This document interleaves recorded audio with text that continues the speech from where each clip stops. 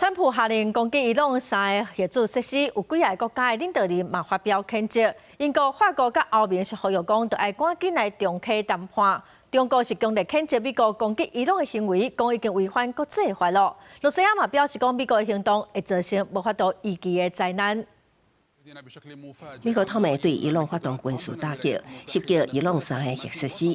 美国盟友包括英国、法国、德国甲欧盟，顶礼拜才伫日内瓦甲伊朗协商，想要透过外交的方式解决问题，也毋过无成功。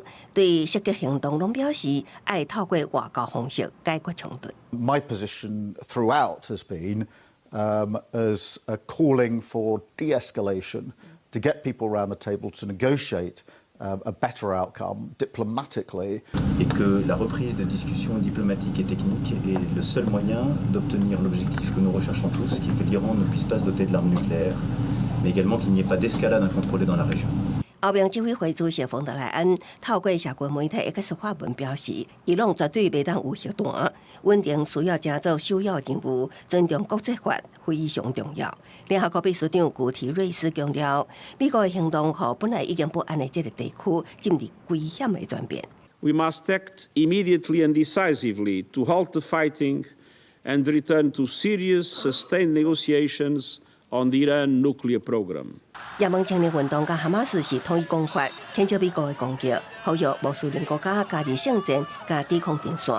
中国外交部也强烈谴责美国对伊朗的攻击，公然违反联合国宪章甲国际法。中方强烈谴责美方袭击伊朗，武力换不来中东的和平，对话谈判才是根本出路。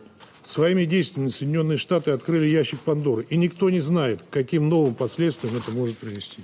罗西亚国安会议副主席梅德韦杰夫更加透露，有几个国家准备向德黑兰提供核武，也不过并无具体说明是倒一个国家。中南国家沙烏地阿拉伯甲卡达并无加以谴责，只强调爱避免局势升级。公司新闻地为您编译。